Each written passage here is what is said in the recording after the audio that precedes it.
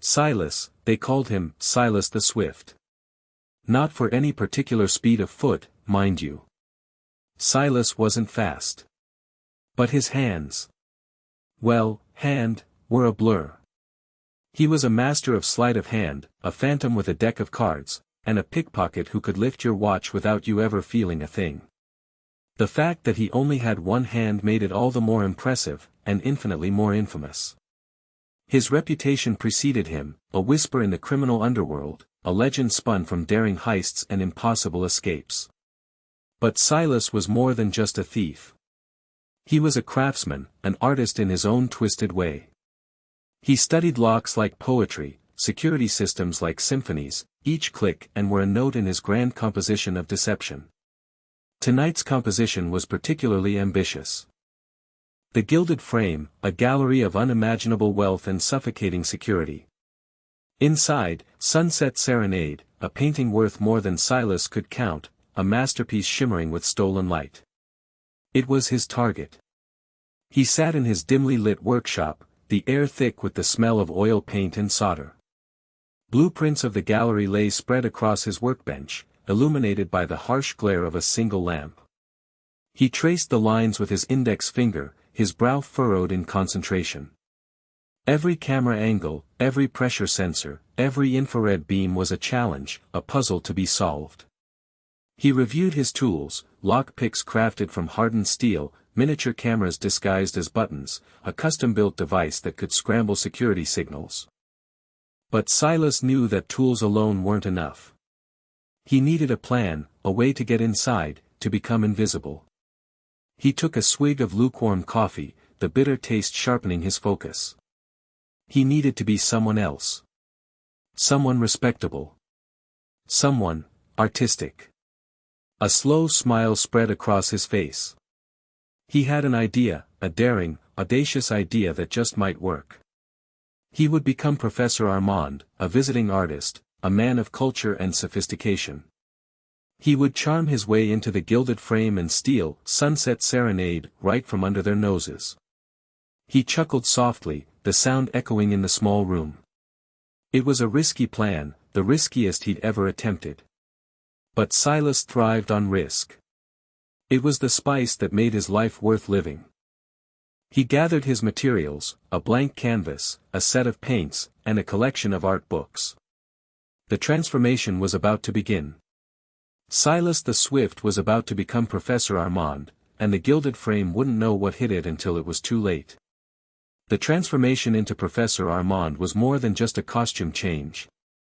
Silas delved deep, researching art history, studying the brushstrokes of masters, and memorizing the pretentious jargon of the art world elite. He spent hours in libraries, poring over books on Impressionism and postmodernism, filling notebooks with sketches and critiques. He needed to be convincing, not just to the gallery staff, but to himself. But before he could charm anyone, he needed information. The Gilded Frame was a fortress, a labyrinth of security systems designed to protect its priceless treasures. Silas began his research online, scouring architectural plans, news articles, and even employee reviews. He pieced together a map of the gallery, noting the location of security cameras, motion sensors, and pressure plates. He discovered that the gallery's security was managed by a state-of-the-art system called Guardian Angel, a network of interconnected sensors and alarms controlled by a central computer. It was considered impenetrable, the pride of its creator, a renowned security engineer named Alastair Finch. Silas knew he couldn't simply brute force his way through Guardian Angel. He needed to find a weakness, an exploitable flaw in the system's design. He focused his attention on the gallery's website, searching for any mention of recent upgrades or modifications. He discovered that the gallery had recently installed a new infrared sensor system in the Renaissance Room, the very room where Sunset Serenade was displayed. This was his opening. Infrared sensors were notoriously sensitive to temperature changes. Silas theorized that he could use this weakness to his advantage, creating a localized heat source to trigger a false alarm and temporarily disable the system. He also learned about the gallery's security personnel, their patrol routes, and their response times. He discovered that the night shift was notoriously understaffed, with only 2 guards patrolling the entire building. This gave him a window of opportunity, a chance to slip through the cracks. Silas spent weeks studying the blueprints, memorizing the layout of the gallery, and identifying potential escape routes. He knew that every detail mattered, every second counted. He needed to be prepared for anything, to anticipate every possible contingency. He even created a virtual simulation of the gallery on his computer, using the architectural plans and security data he had gathered. He ran through countless scenarios, testing his plan, refining his approach, and identifying potential weaknesses. The more he learned about the gilded frame, the more confident he became. He knew he could do this. He had the skills, the knowledge, and the audacity to pull off the impossible. He was Silas the Swift, and he was about to make history.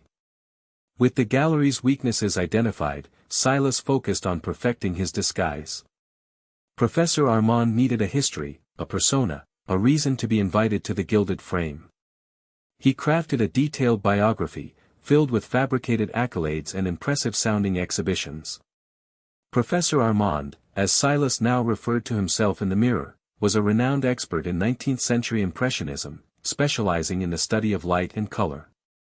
He had studied at the Sorbonne, lectured at prestigious universities, and published numerous articles in scholarly journals.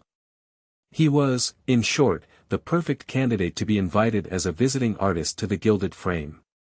Silas created a portfolio of artwork to support his claim. He painted landscapes in the style of Monet and Renoir, capturing the delicate nuances of light and shadow. He even forged letters of recommendation from prominent art critics and museum directors, using his computer skills to create authentic-looking documents. He knew that his appearance was crucial. He traded his worn leather jacket and jeans for tweed suits and bow ties. He grew a neatly trimmed beard and adopted a slightly eccentric manner, complete with a pair of round-rimmed spectacles perched on his nose. He practiced his accent, softening his rough edges and adopting a cultured, European tone. But the most important element of his disguise was his prosthetic arm. He modified it to hold a secret compartment, a hidden canvas sleeve designed to conceal Sunset Serenade. He practiced removing and replacing the painting with practiced ease, his one hand moving with astonishing speed and precision. With his disguise complete, Silas drafted a letter to Ms. Du Bois, the director of the gilded frame. In the letter, he introduced himself as Professor Armand, expressing his admiration for the gallery's collection and his interest in studying Sunset Serenade firsthand. He proposed a visit to the gallery, offering to share his insights and expertise with the staff. He carefully crafted the letter, using flowery language and subtle flattery to appeal to Ms. Du Bois's ego. He included copies of his forged credentials and a selection of his best artwork, hoping to impress her with his talent and credentials. He sent the letter, and then he waited. The success of his plan depended on Ms. Du Bois's response. If she accepted his invitation, he would be one step closer to achieving his goal. If she rejected him, he would have to find another way in. But Silas was confident. He had done everything he could to prepare for this moment. He was Professor Armand, and he was ready to take the gilded frame by storm. He knew his charm, his crafted persona and his research into Ms. Du Bois's background would seal the deal. The response arrived sooner than Silas expected, a crisp, formal letter bearing the gilded frame's embossed letterhead. Ms. Du Bois, charmed by Professor Armand's credentials and intrigued by his proposed insights into Sunset Serenade, extended a warm invitation for him to visit the gallery at his earliest convenience. Silas allowed himself a small, satisfied smile. The first hurdle was cleared. Now came the real test. He arrived at the gilded frame on a bright, sunny morning, dressed in his finest tweed suit and carrying a worn leather briefcase filled with his forged documents and art supplies. He approached the entrance with confidence, his heart pounding beneath his carefully constructed facade. The gallery was even more impressive in person than he had imagined. The towering facade, the polished marble floors, the hushed atmosphere of reverence, it all spoke of wealth, power, and exclusivity. He presented his invitation to the receptionist, a young woman with a bored expression and a severe haircut. She scrutinized his credentials with a practiced eye, but Silas remained calm, meeting her gaze with a polite smile. After a moment of tense silence, she nodded and buzzed him through. He was in. Ms. Dubois greeted him with a warm smile and a firm handshake. She was a tall, elegant woman with piercing blue eyes and an air of quiet authority. She led him through the gallery, pointing out various masterpieces and sharing anecdotes about the artists and their works. Silas played his part perfectly, offering insightful comments and asking intelligent questions. He praised the gallery's collection, complimenting Ms. Dubois on her impeccable taste and her dedication to preserving artistic heritage. He made sure to express particular interest in Sunset Serenade, asking detailed questions about its provenance, its composition, and its historical significance. He even offered a few minor criticisms, suggesting alternative interpretations and proposing new avenues of research. Ms. Dubois was clearly impressed. She listened intently to his every word, her eyes sparkling with admiration. Silas could feel her defenses melting away, her initial skepticism replaced by genuine respect and even affection.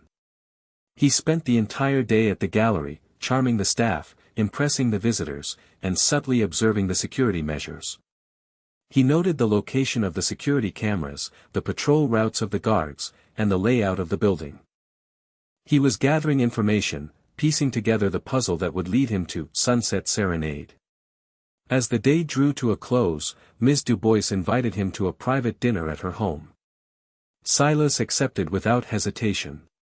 He knew that this was his opportunity to solidify his relationship with her, to gain her complete trust, and to pave the way for his ultimate goal. The game was afoot. Ms. Dubois's home was as elegant and refined as the gallery itself, a testament to her impeccable taste and considerable wealth. The dinner was a small, intimate affair, with only Ms. Dubois and a few close friends in attendance, all prominent figures in the art world. Silas, as Professor Armand, was in his element. He regaled the guests with witty anecdotes about his travels, his research, and his encounters with famous artists. He spoke knowledgeably about art history, philosophy, and literature, effortlessly weaving together intellectual discourse with light-hearted banter. He made sure to pay special attention to Ms. Dubois, showering her with compliments and flattering her on her accomplishments. He listened attentively to her stories, asking insightful questions and offering thoughtful observations.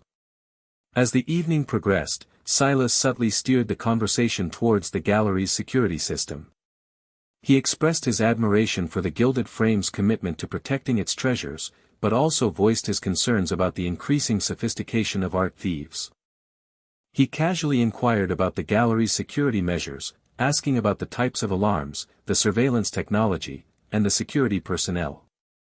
He framed his questions as expressions of genuine interest, masking his true intentions with a veneer of academic curiosity. Ms. Dubois, flattered by his attention and disarmed by his charm, readily answered his questions, revealing valuable information about the gallery's security protocols. She mentioned the Guardian Angel system, praising its advanced features and its impenetrable design. She even revealed that the gallery was planning to upgrade its security system in the near future, installing new motion sensors and infrared cameras in the Renaissance Room. Silas listened intently, storing away every detail in his memory. As the dinner drew to a close, Ms. Dubois offered Silas a private tour of the gallery's restricted areas, including the conservation lab and the security control room. Silas accepted with feigned reluctance, knowing that this was the opportunity he had been waiting for. He spent the next few hours exploring the inner workings of the Gilded Frame, observing the security personnel, studying the surveillance equipment, and mapping out the layout of the building. He even managed to slip away for a few minutes to examine the Guardian Angel control panel, gathering valuable information about its operating system and its security protocols. By the end of the night, Silas had gained access to the Gilded Frame's most sensitive areas and acquired a wealth of information about its security system. He was one step closer to achieving his goal. He thanked Ms. Dubois for her hospitality and bid her good night, promising to return to the gallery soon. As he walked away, he allowed himself a small, confident smile. The game was entering its final stages. The next few days were a carefully orchestrated dance of deception and observation. Silas, under the guise of Professor Armand, became a fixture at the Gilded Frame. He spent hours studying Sunset Serenade, offering insightful commentary to visitors and engaging in scholarly discussions with the curatorial staff. But beneath the surface of intellectual curiosity, Silas was meticulously mapping the gallery's security landscape. He noted the blind spots in the camera coverage, areas where he could move undetected. He observed the guards' patrol routes, identifying patterns and weaknesses in their routines. He paid particular attention to the master control panel for the Guardian Angel system, located in a small, unassuming room near the loading dock. He learned that the room was usually unlocked during the day, allowing authorized personnel to access the system for maintenance and repairs. Silas befriended a young technician named Ben, a nervous, bespectacled man who seemed overwhelmed by the complexity of the Guardian Angel system. He offered Ben assistance, sharing his knowledge of electronics and security protocols. Ben, grateful for the help, readily divulged information about the system's inner workings. He explained the alarm triggers, the sensor sensitivities, and the backup power supplies. He even showed Silas the system's maintenance logs, revealing details about recent repairs and upgrades. During one of their conversations, Silas subtly inquired about the system's deactivation codes. Ben hesitated, explaining that the codes were highly confidential and only authorized personnel were allowed to access them.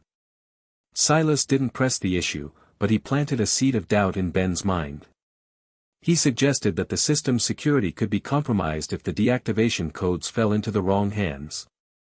He implied that Ben, as the system's primary technician, had a responsibility to protect the codes from unauthorized access.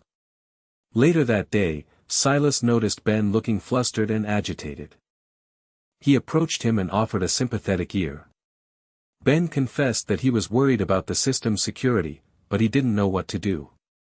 Silas seized the opportunity. He suggested that Ben create a backup copy of the deactivation codes and store it in a secure location, just in case the original codes were compromised. He offered to help Ben with the process, assuring him that he would keep the backup copy safe and confidential. Ben, desperate for a solution, agreed to Silas's proposal. He printed out a copy of the deactivation codes and handed it to Silas, trusting him to keep it safe. Silas thanked Ben profusely, assuring him that he had done the right thing.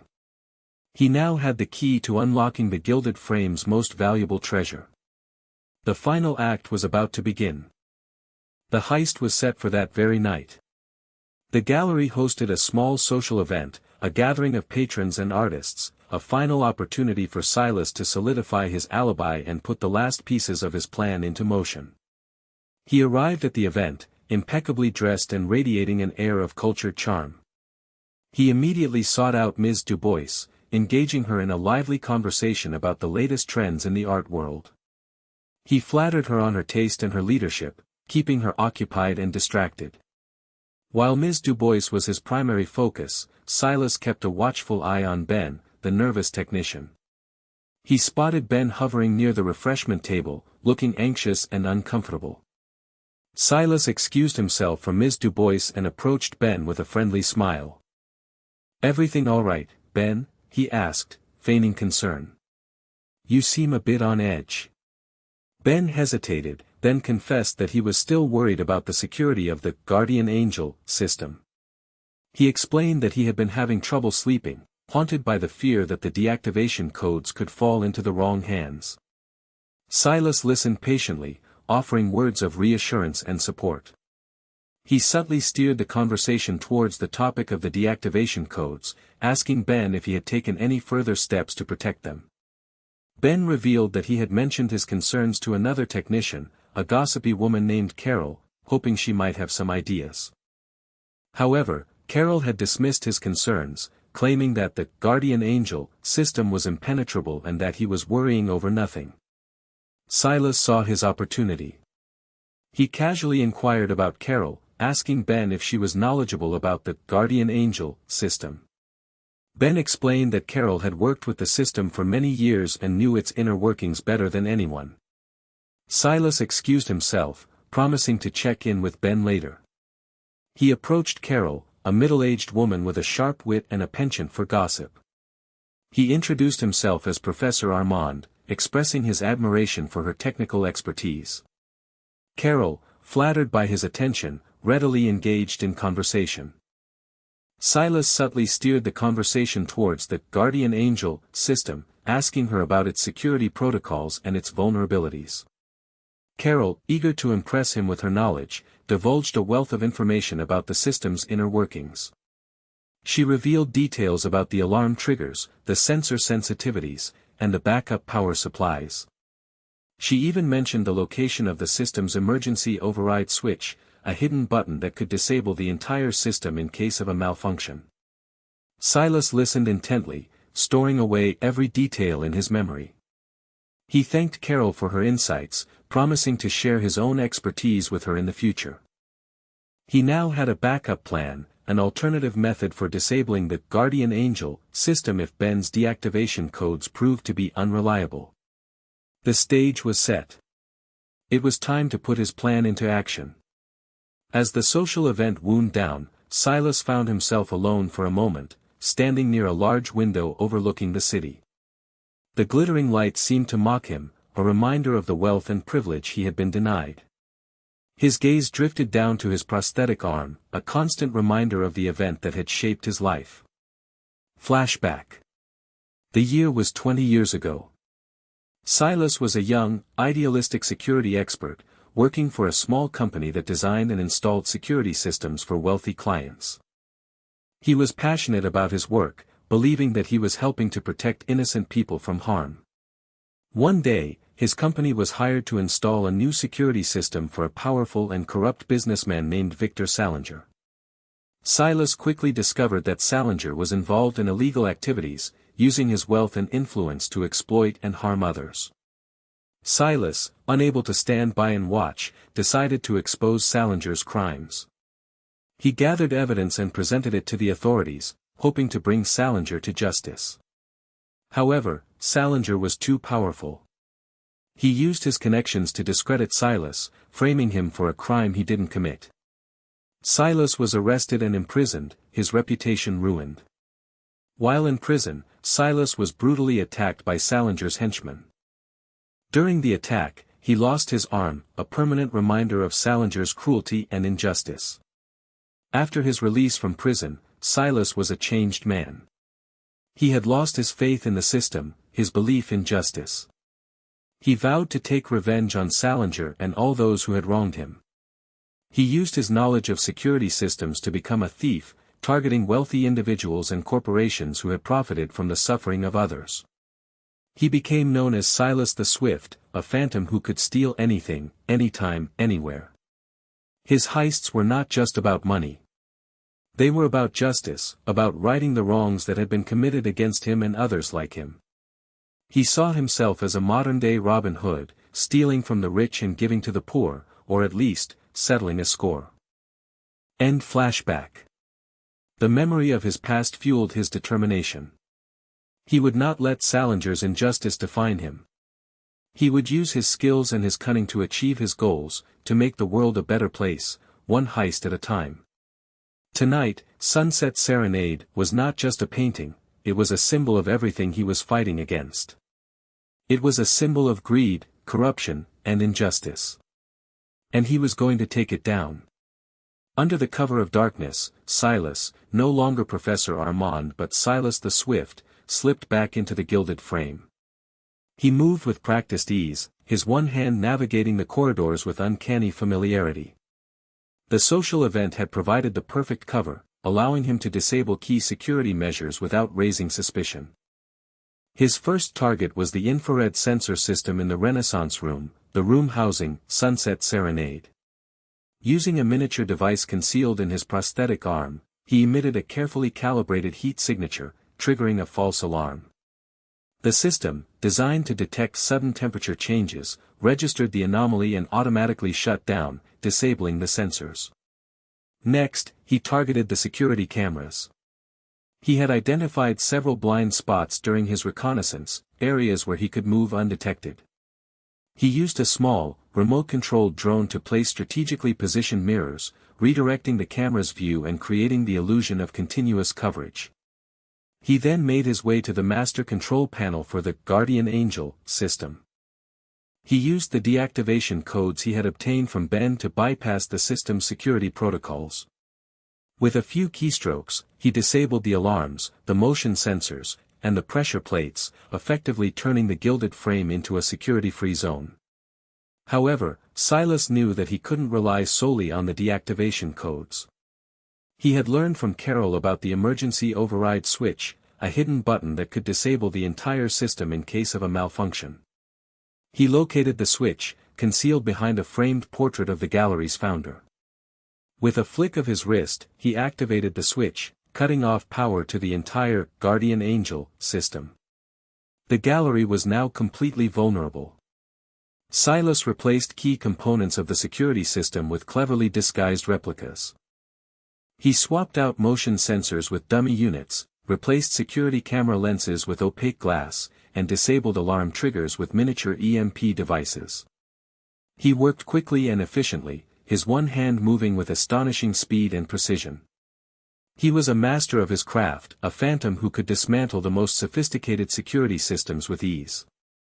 With the security system disabled, Silas made his way to the Renaissance room, his heart pounding with anticipation. Sunset Serenade was within his reach. He was about to complete the heist of a lifetime. He could almost taste the victory, the satisfaction of knowing that he had outsmarted the system, that he had proven that no security system was truly impenetrable. But first, the painting. Then, freedom. The Renaissance room was bathed in the faint glow of emergency lighting, the silence broken only by the soft hum of the building's ventilation system. Sunset Serenade hung on the wall, a beacon of color and light in the otherwise dark space. Silas approached the painting, his heart pounding in his chest. This was it. The moment of truth. Before making his move, Silas took a deep breath and meticulously checked his equipment. He adjusted the straps on his prosthetic arm, ensuring that the false canvas sleeve was securely in place. He ran his hand over the smooth surface of the sleeve, confirming that it was free of any obstructions.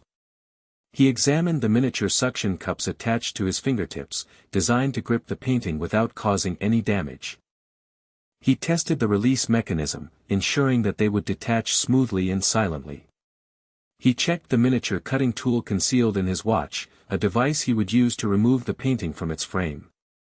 He sharpened the blade, ensuring that it was razor-sharp and ready to slice through the canvas.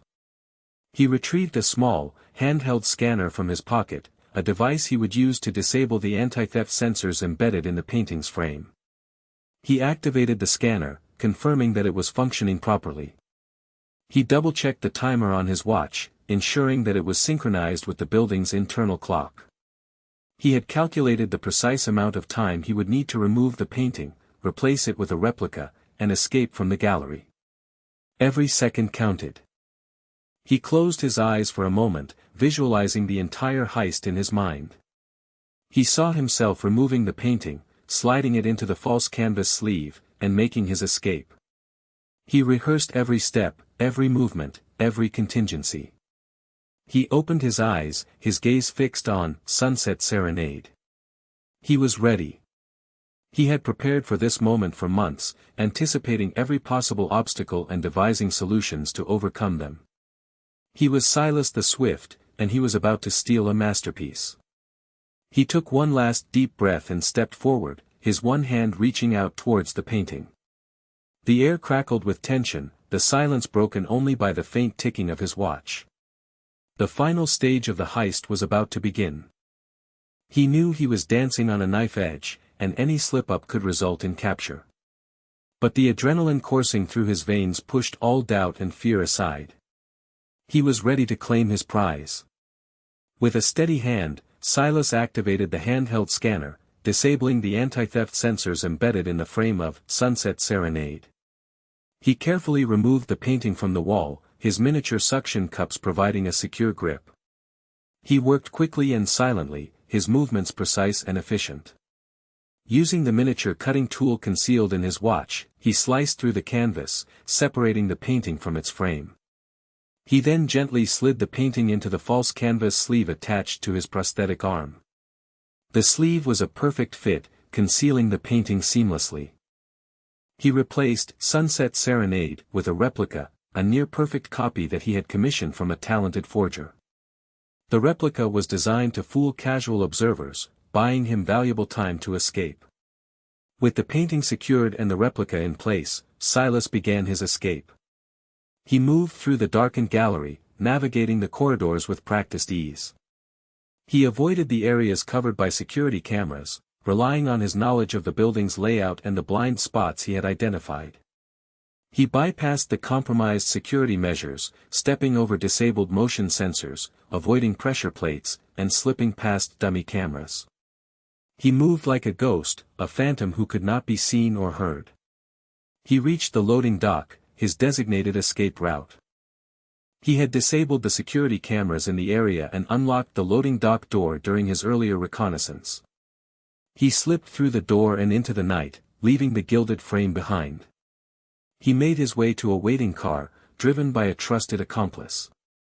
He climbed into the car and sped away, disappearing into the darkness. As he drove away, Silas allowed himself a small, satisfied smile. He had done it. He had stolen Sunset Serenade, pulling off the heist of a lifetime.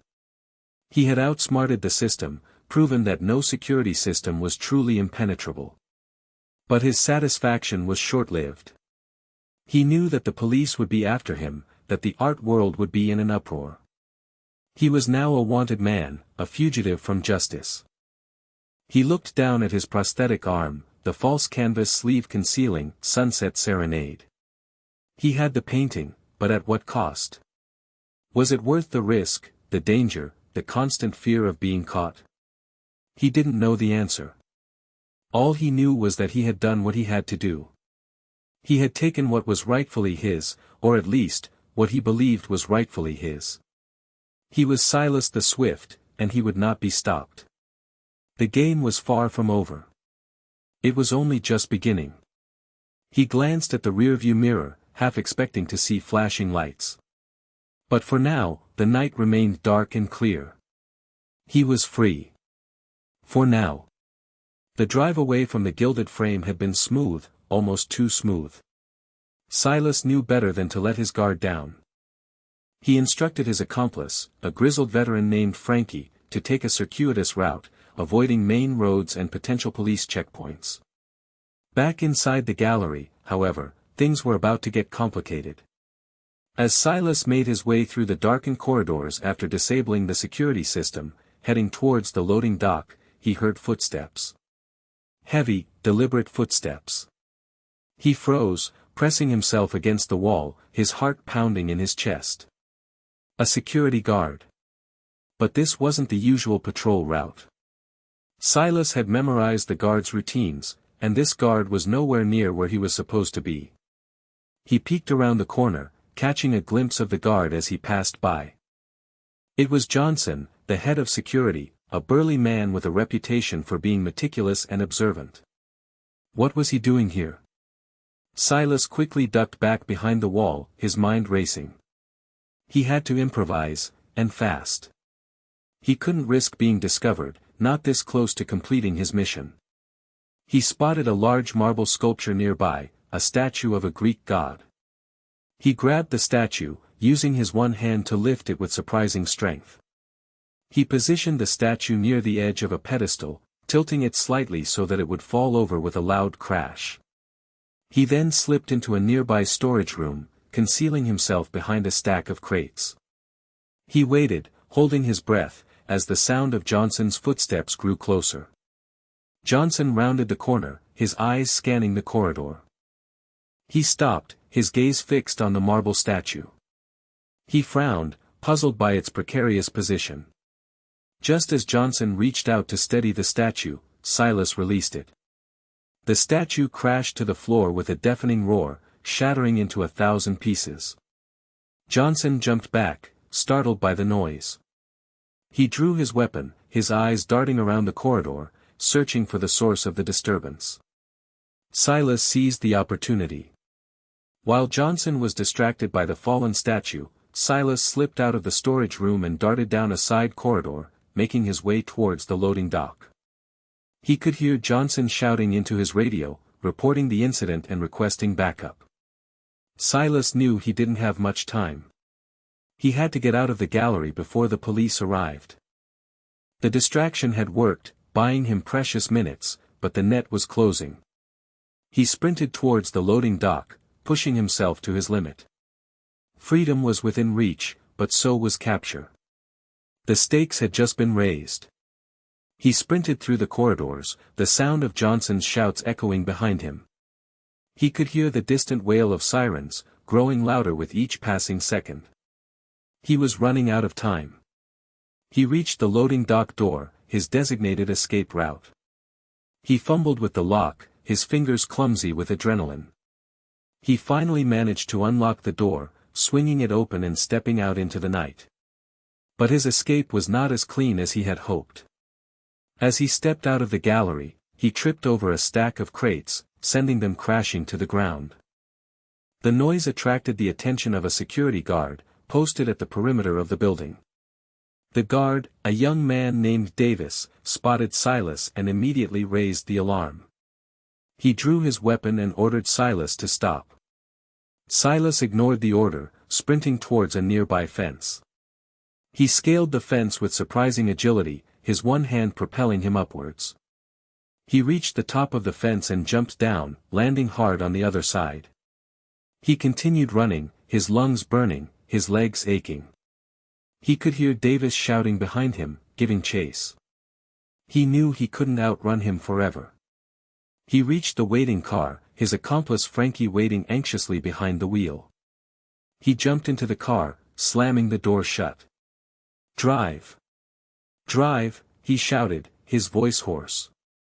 Frankie slammed on the accelerator, the car screeching away from the gallery. Davis fired a shot, the bullet whizzing past Silas's head.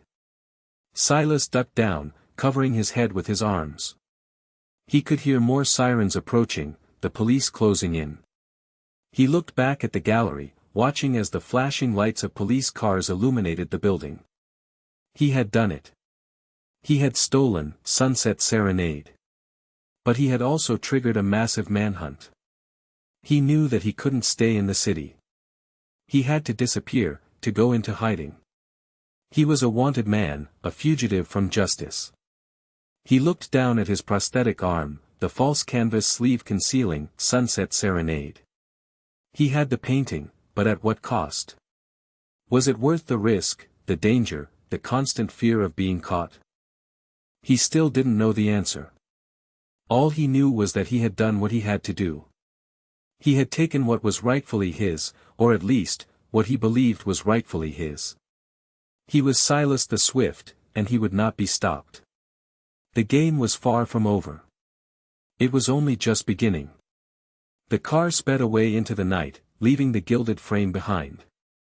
The sirens faded into the distance, replaced by the sound of the engine and the rush of the wind. He was free. For now.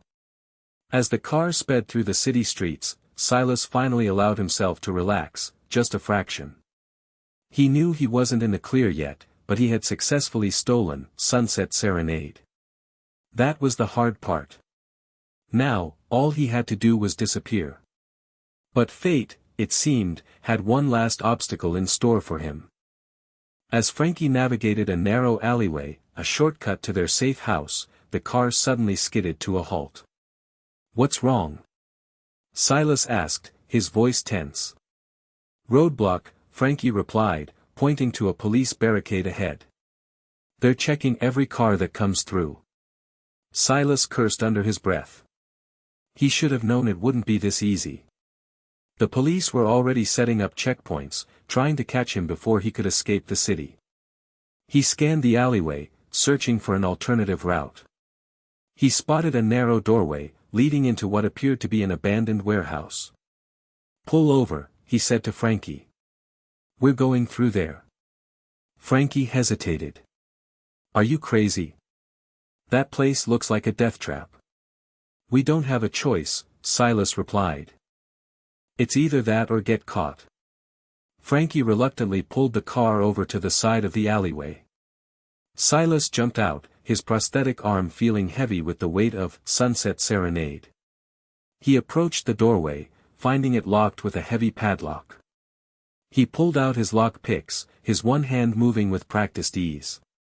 He inserted the picks into the lock, manipulating the tumblers with delicate precision.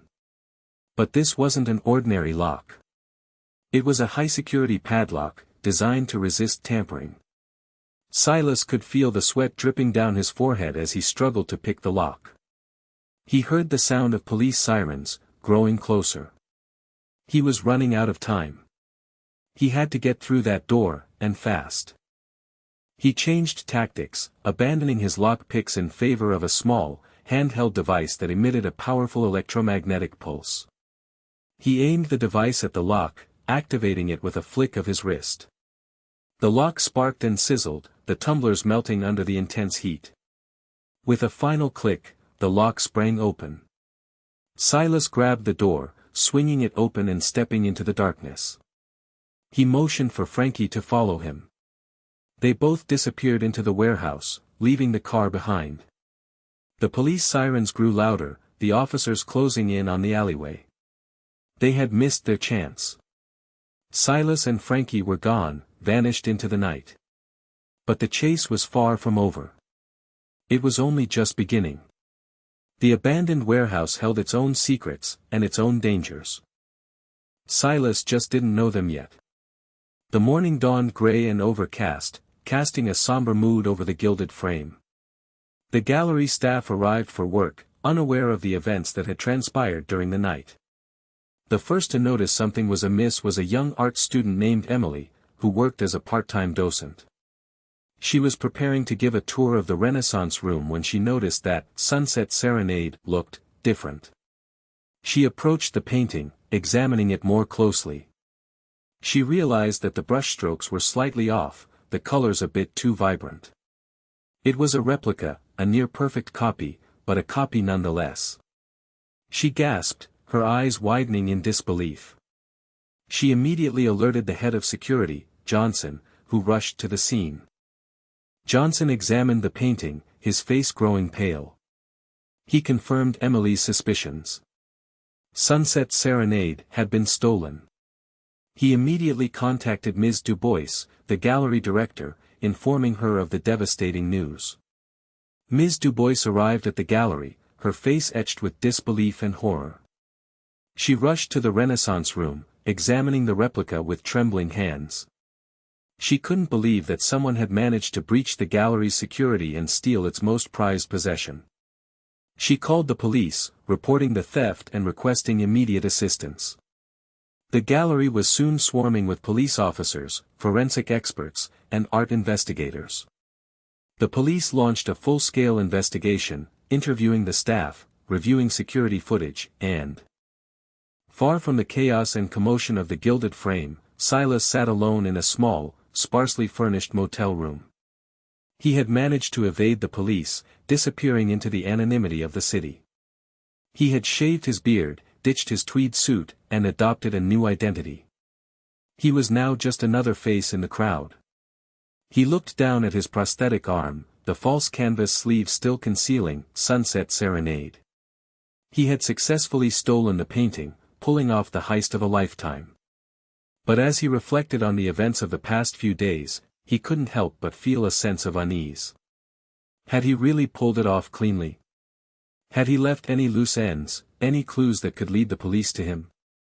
He replayed the heist in his mind, scrutinizing every detail, every decision. He thought about Johnson, the head of security, and his unexpected appearance in the corridor. He wondered if Johnson had suspected something, if he had been on to him all along. He thought about Ben, the nervous technician, and his role in providing the deactivation codes. He wondered if Ben would crack under pressure, if he would reveal Silas's identity to the police.